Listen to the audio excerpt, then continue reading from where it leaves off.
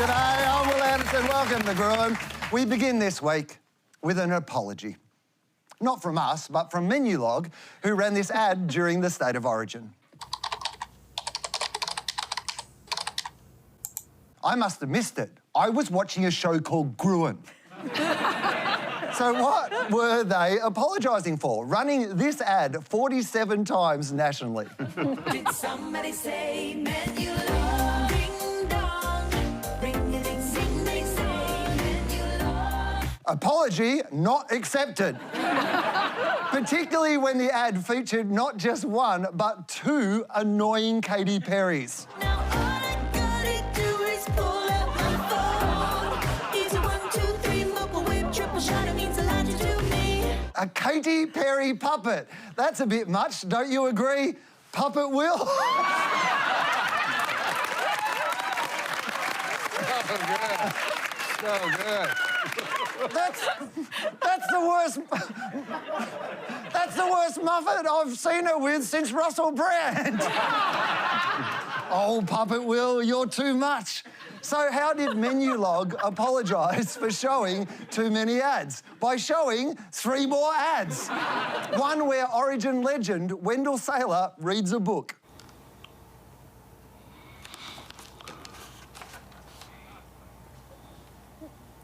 Rugby league player reads book, false advertising. In a second ad, Wendell brushed his teeth.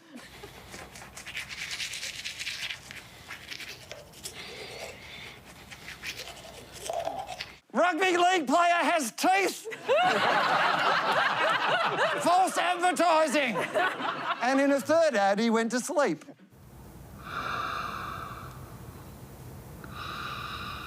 Try and sleep through this, Wendell. Ding dong. Ring a ding sing they say. Despite the apology, Menulog says it will still play the Katy Perry ad. So it wasn't a real apology, but just another cynical marketing stunt. Wow, Puppet Will, you really can say what I can't. At least now... At least now I can demand an apology for what really annoys me about Menulog. Constantly hearing this. M-E-N-U-L-O-G. And this. M-E-N-U-L-O-G. And these. F-U-C-K-O-F-F. You tell them, Puppet Will. I love you.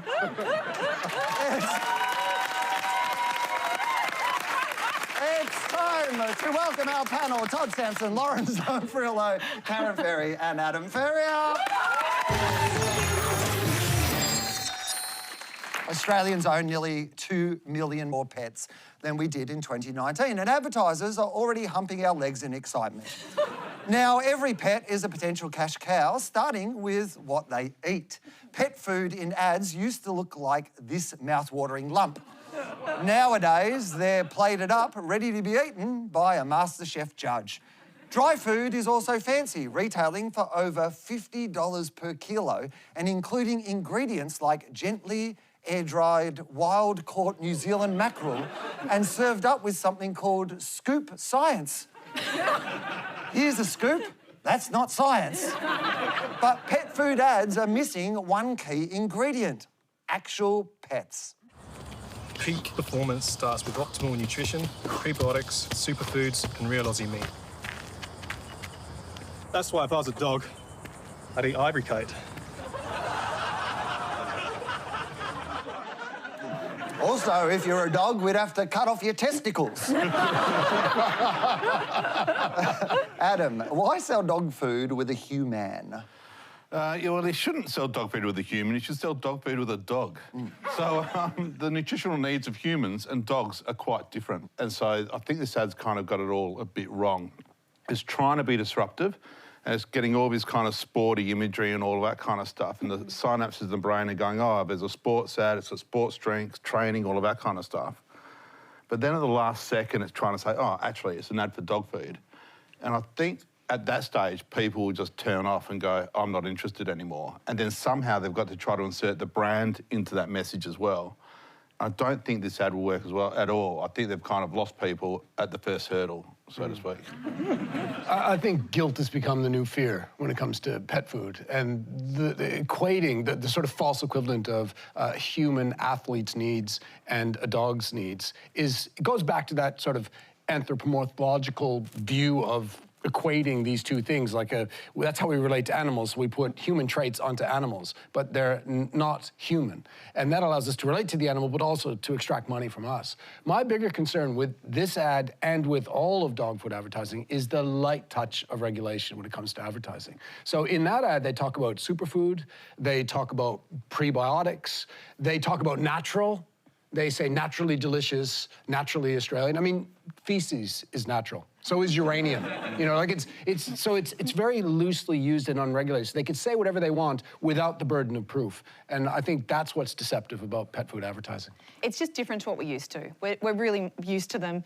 The pet food companies talk to grocery buyers with children because they are predominantly the people that have been buying pet food in the past. But in the last 2 years, we've seen a very big change, a big shift in who is a pet owner.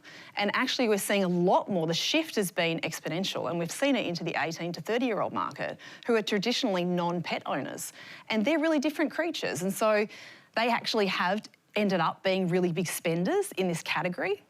More broadly, they literally want to see themselves in brands. They want performance. They want pets that have health like them. It's very literal messaging. We're just not used to it in the pet food market. I don't know how literal it is. Like, this chap here in this ad isn't eating dog food. I do agree with that. You realise No, that? I know. I do realise that. He's also not sniffing other athletes' bums to say hello. Well, that's undecided. We don't know that. And I also reckon it's kind of counter trends in the pet food category as well. So the biggest trend in pet food is actually body parts.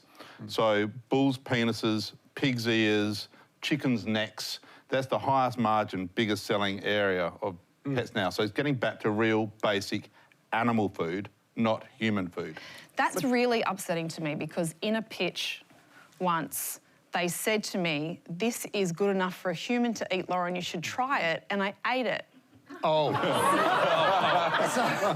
But there's a reason for that, right? So, fun fact, Mars, which is a big company, all their pet foods have to be taste tested by a human on a little spoon, yum, yum, because there's this whole thought that if it's good enough for a person, it's good enough for your fur baby. So, you know, because the demographics are so young, they treat their pets like they are children. They treat them with lavishness. Also, there's this issue with regulation around pet foods where Mars can actually check all their products. With premium brands like Ivory Coat or their competitors, there's been issues where there's been contaminants, there's been toxic meat, where dogs have died. So this might be a bit of a subconscious thing saying if it's good enough for a human to eat, it's safe enough for your dog as well.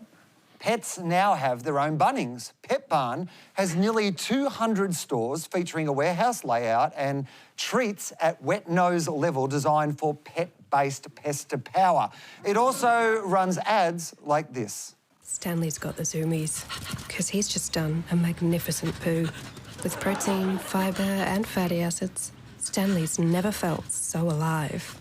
Get expert nutrition advice from Pet Barn. Life's a treat. You should see how happy he was when he got to meet Tony Armstrong. Pet Barn is all about experience, but their ads don't show us inside the store. Karen, why? So this is a great example of a messaging funnel that marketers use, right? So you've got your TV ad, that's front and centre, that's selling your brand and selling the benefit, which in this case is about the expert service that the staff provide when you go in. They're kind of like your pet translators. Then you go into the store, they hit you with the product. Then as you leave, you've got your dog bed, your lead, your food, your treats. You've got $350 worth of stuff. And at the cashier, they're like, oh, if you sign up as a member, we'll give you 10% off. And then you do, and then for the rest of your life, twice a week, you get a text message that's tactical saying, like, make sure you check in for our Furbula sales and Meow Mania, and no matter how much you try and unsubscribe, they keep texting you. I think Pet Barn are constantly trying to be cheap, and it's actually really hard to look cheap. You do look at Bunnings and Chemist Warehouse and Pet Barn, and they all try to be warehousey, to say, look, we've done all the work. I promise you, this is the cheapest it gets. Don't even think about the price, don't shop around, just come in.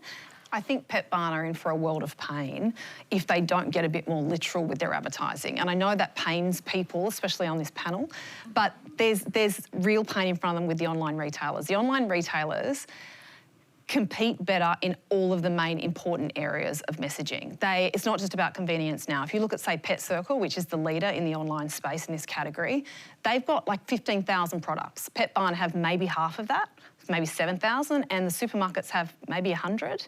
Like they knock everyone out of the park when it comes to range. Price, always bet on price. They're priced because they're built for efficiencies. And then they've got all this value add. So like when it is good that you can weigh your dogs and that sort of thing, Pet Circle have 30 vets that are available 24/7 to do video calls, voice calls and 24/7 chat. 50% of vet visits in the last 2 years were people getting checkups for their pets. It's not urgent, no one's hurt, like the pet isn't hurt, it's just a checkup. And now they can do that for free. So that is the dilemma that they've got now in bricks and mortar, is that that's just not enough anymore. So they're gonna have to really invest in the experience. I paid more than anybody I know for a dog ever. Peak COVID price premium. Right, got it. But I don't want to give my dog the cheapest of anything, and I don't think anybody does. So us Pet Circle kind of keep on saying we're the cheapest. I don't think they will be a threat to Pet Barn, although they should be. But they just, talk about all those other experiences you mentioned, then maybe they can. Dog food brands used to promise a shiny coat. Now they aim for immortality. Fetch. Tickles. Good. Give. Beach. No.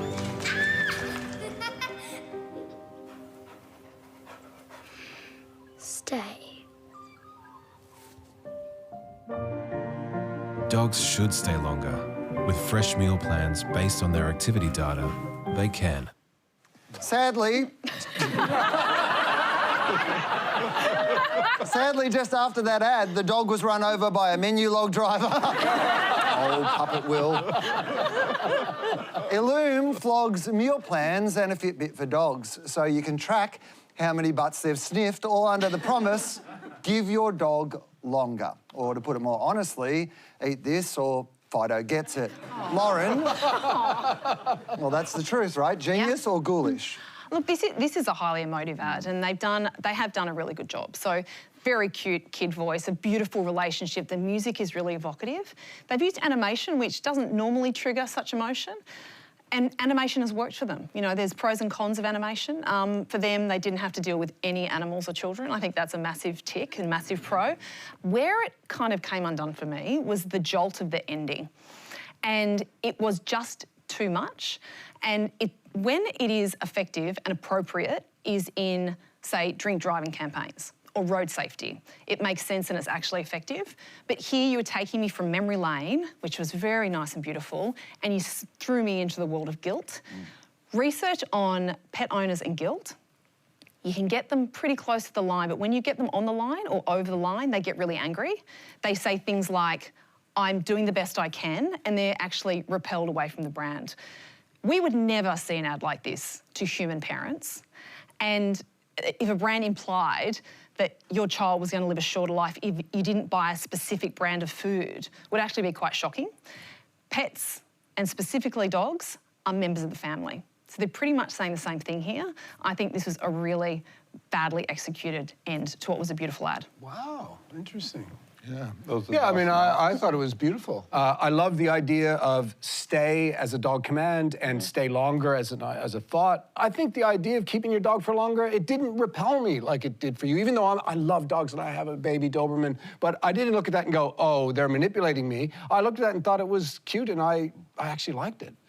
I agree with Lauren in that I think there is this whiplash between, amazing creative that celebrates the relationship that owners have with their dogs, which is all those ordinary moments put together. You don't see ads like that. But then goes from celebration to this whiplash effect into guilt. And I think that's what makes it really jarring, is it doesn't feel like, it's, 30 seconds, and you feel like you're jumping between worlds too fast. And I think part of that is because I'm really uncomfortable with the message at the end. Because to me, it feels like an overclaim, right? Like 50% of dogs over the age of 10 will get cancer. The majority of dogs that die are because of cancer, and diet isn't always the reason why. Research, and there is very limited research in this field, says that, it's only with a mix of exercise, vet care, vaccinations, good genes are the most important part, and caring for the dog, will diet maybe extend the life of a dog? And so I feel like they're saying, you know, with Illume, you can. It's like, but can you? It's like, you might, but saying can, it feels like it's a guarantee. And I don't think there is a single guarantee in this that it will extend the life of any, you know, of all dogs. Like, how can they play that? Good news, advertisers have come up with a new reason for you to feel bad. You are giving your pet anxiety. Luckily, they have just the products to solve it. Like this plug-in pheromone diffuser for cats. Hiding again, Peaches? Don't you want to meet everyone? No. Don't you know strangers freak me out? Hiding can be a sign of stress and anxiety. Fellaway is scientifically proven to help calm cats. I'm back, baby. It works even better if you plug it into the cat.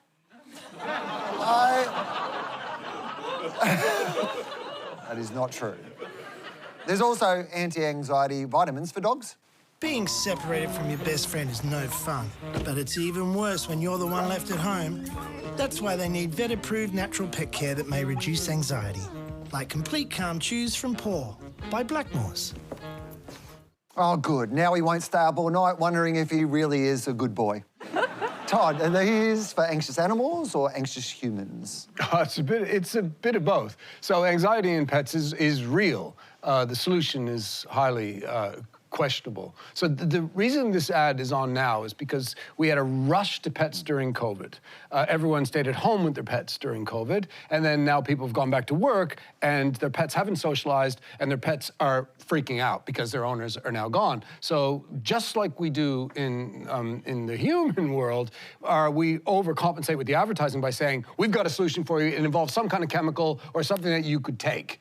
And just like vitamins in the human world, which are highly questionable, and there's a lack of research in a lot of areas, unless you have a deficiency in something, chances are that anything you can buy over the counter for your dog to deal with a dog's mental health issues, chances are it doesn't have enough ingredients in it for it to be therapeutic if it wasn't recommended by a vet. So a lot of it is just making you as an owner feel anxious, so you will get something. And that something, by the way, is highly profitable. These products work at upwards of 70+ margin. I mean, they are massively profitable products. So I don't want to sound like, I reckon you're 3/4 of the way there. It's okay, you're allowed to disagree. You're in the Russell chair. Yeah, that's right. Also, I love this because it really does feel like a before and after. I'd be the before. I don't know. Depends which direction we're going. You know, Todd looks like that because we only feed him Illume. What I was going to say was, with all the pet ownership came a lot of new pet owners who didn't bother to train their dogs. And it's also really uncool these days to give your dog a smack or to do any kind of punishment. It all has to be positive reinforcement. And basically, our society doesn't have time, effort, or longevity to think about all the positive reinforcement you need. It's much quicker to do it by punishment and so on. So you've got all these untrained dogs and cats who are going around going nuts, getting anxious because they haven't been trained properly. And then the owners are saying, oh, well, bugger this. Rather than trying to train you properly, I'm just going to give you a sedative that's going to make me feel better. Stuff you, dog. At least I'll feel better because I'm doing something. But they have to go back to behavioural training of the dog or cat rather than just trying to fix the problem by giving them this fictitious pill that does nothing. Pet humanisation is at its highest at the moment, and it's because owners have been at home with their pets. They've been observing them. They're much more in tune with them. They're saying things like, Molly just has really low self-esteem, and Molly just didn't seem like herself today. And they've moved these hierarchy of needs from humans and overlaid it onto their pets, and that's what has made this wellness category absolutely thrive. And what used to be optional are now essentials. And if you don't have them, you're doing the wrong thing by your pet. It's a brilliant, and now I'm being Russell, it's a brilliant time. It's a lucrative time for the pet industry. There's just so much money being thrown their way. Once we moved from pet owners to pet parents, yes, we all know that parental guilt is incredibly profitable. So once you become a pet parent, your wallet just is wide open with exploitation. Would you give your dog an anti-anxiety tablet? I've got a Doberman that's 30 kilos as a puppy. She doesn't need an anti-anxiety tablet. You need it. Yeah, I need the anti-anxiety tablet. Well, you know that pet Valium and human Valium are exactly the same, and you can actually take your pets. Anyway, so...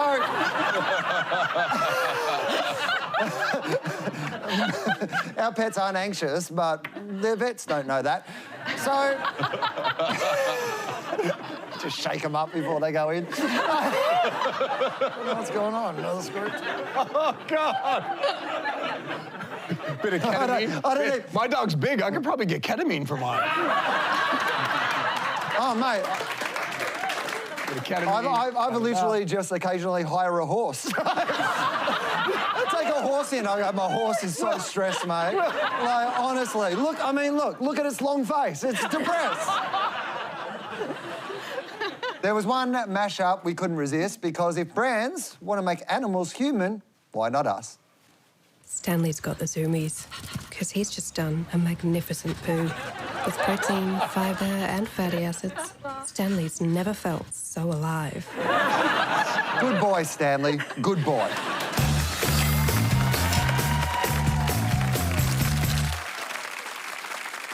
Australia has a shortage of backpackers. Hooray! But without backpackers, who will pick our fruit? We've asked our agencies to find a new labour force. First up, a pitch to convince older Australians to pick fruit. Hi, I'm Dave. And I'm Rankin from Balance Melbourne. As a proud member of the boomer generation, I can tell you one thing that was drummed into us at home was start thinking about other people. So it made sense to target this group with their strong sense of social responsibility. Enjoy. You know who you are. You're the generation who always turned up, who never turned away when you were needed, who've picked fights for justice, picked your way through tough times, and picked up our kids. Now more than ever, Australia needs people like you to pick something else. Fruit. Because too much of our fruit is rotting on the ground, sending up prices and putting growers to the wall.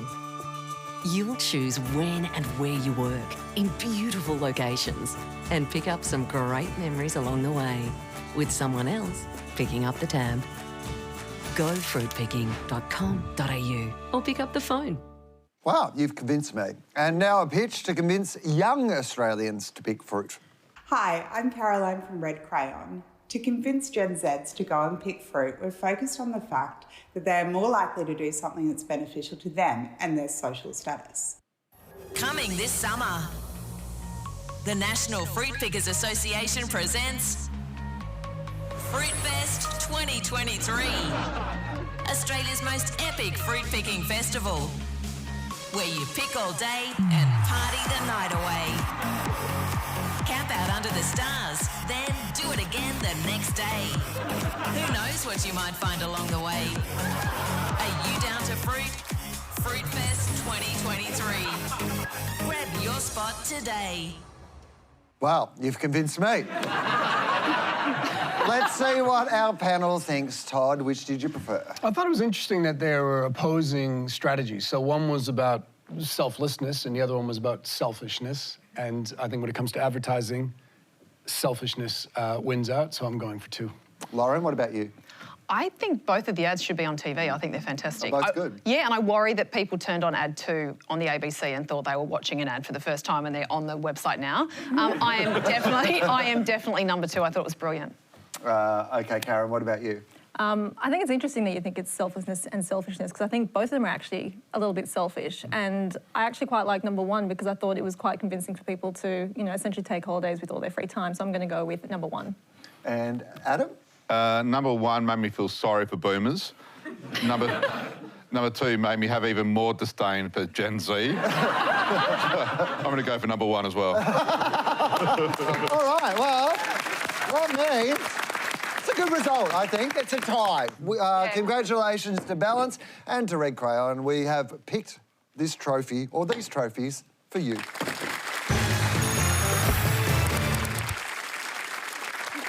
Before the internet, when you wanted to know if a product lived up to the advertising, you'd have to do something weird, like talk to a human being.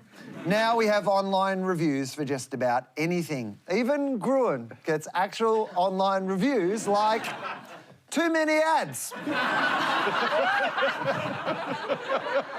I agree, Lucas. Now one brand is using its bad reviews as a selling point. Mona, the Museum of Old and New Art in Hobart, is famous for divisive artworks like this machine that mimics the human digestive system to show that all modern art is crap. I don't know, I'd sell it like this. He's just done a magnificent poo. Until this year, Mona didn't have a brand ad, but now it's sold out like Katy Perry and launched this.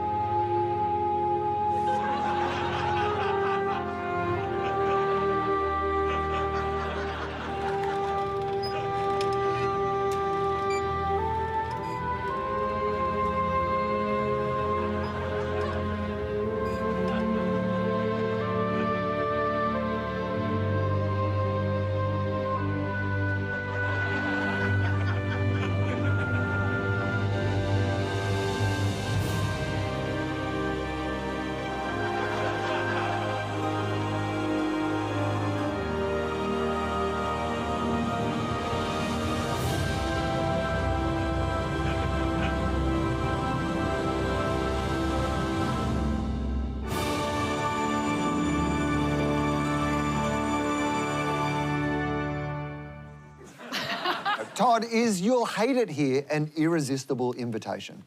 I really liked it. First, you have to put it in the context of its positioning as irreverent and subversive. I liked it. I thought it was really good. I think what was smart about it was the casting. So there's a bit of an in-group, out-group thing going on here. So the in-group know that it's really good, that it's not crap. And they're positioning the out-group as people like, you know, waiting for to pack their food inside their car or bored watching their kids. And so I think they're really going, there's some people this is for, and there's some people this isn't for. And also, I think the way they laid out the content is clever. So, you know, the idea of the machine spitting out, you know, poo and yodeling, they just made it interesting. Like, it was a way of them getting out what the content is in a kind of reverse psychology way. I liked it, I enjoyed it. And all the one-star reviews makes you pay attention. We have an inbuilt negativity bias where we pay much more attention to negative stimuli than we do positive stimuli, including negative reviews. But marketing likes to keep things high gloss and superficial and vainglorious and all that kind of stuff. So to see a brand lean right in and dial up the negative just to get your attention is absolutely unreal.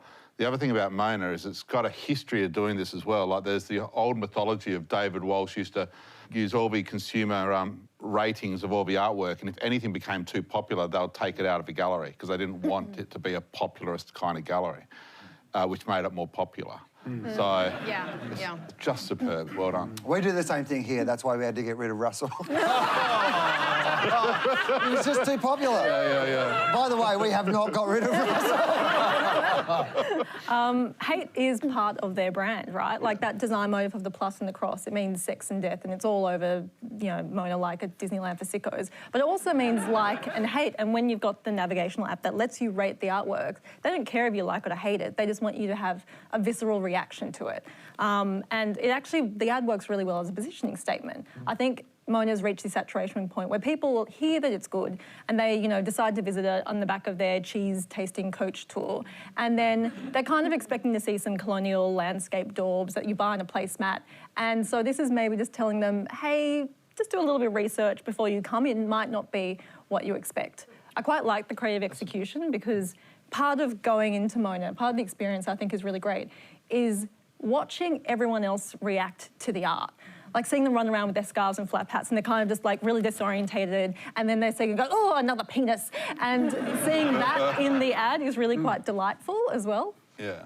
Mona has ultimately become Tasmania without the shackles of doing state tourism advertising. But you can't underestimate the power of FOMO. And it's Is that another museum? That's a valid question.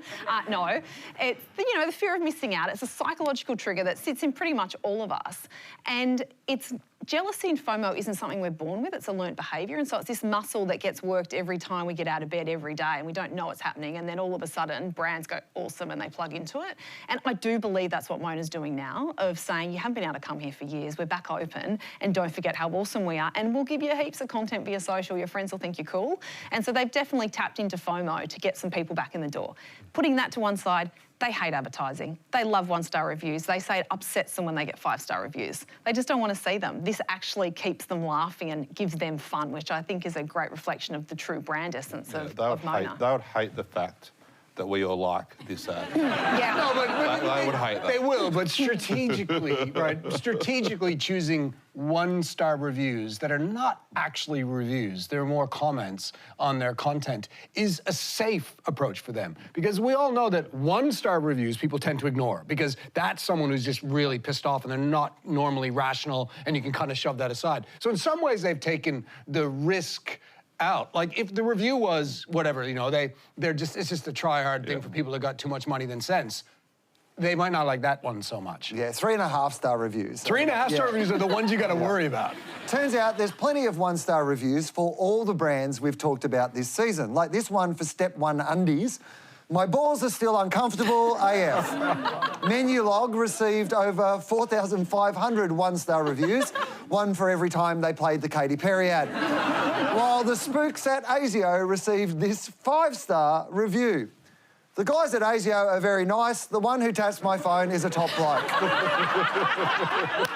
Brands don't just wait for reviews, they demand them. Every day our inboxes are filled with a heap of needy emails from brands asking to tell them how we really feel. KFC requested reviews at exactly 4:20. Don't know why. And Audible asked, are you enjoying Adolf Hitler? No, I'm really not. 1 star. Adam, why is every brand so needy now? There's 2 reasons why this is the case. Because positive or negative, if you're writing a review, you'll become more positively predisposed to that brand you're writing about. And it's due to something called the effort paradox, where if you put effort into something, you value it kind of more. So just by writing the review, you like it more. So therefore, if brands ask you to write something, by just writing it, you'll like the brand more. The second thing is we now live in a review culture. It's impossible to buy something without reading reviews about it first. And all of those thousands of reviews are thousands of little hyper-targeted ads that appear right at the point of purchase that you don't have to pay for, and you've got fantastic copywriters writing these ads. So they're fantastically valuable as well. So all marketers should have a review strategy now on how they manage their reviews. We also know that brands that respond to criticisms are trusted more. Big numbers behind that, like 75% of people, if a brand actually does respond, they trust that brand more. And also, today we rarely make decisions without reviews in some form, and now online reviews are trusted as much, and some would argue more, than personal recommendations. So you constantly have to monitor. You have to use social media as both a listening tool and an action tool for a brand, because if you are deaf to it, before you know it, it can be completely out of control. Not many brands are brave enough to put their complaints front and centre, so we'll help them out. Here are some real reviews we found online.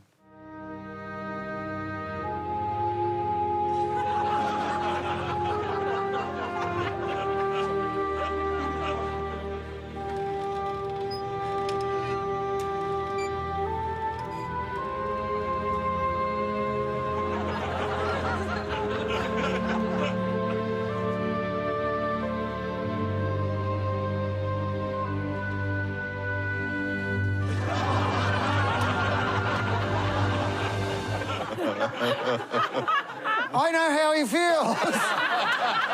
I've got Will's hand up my butt. 0 stars.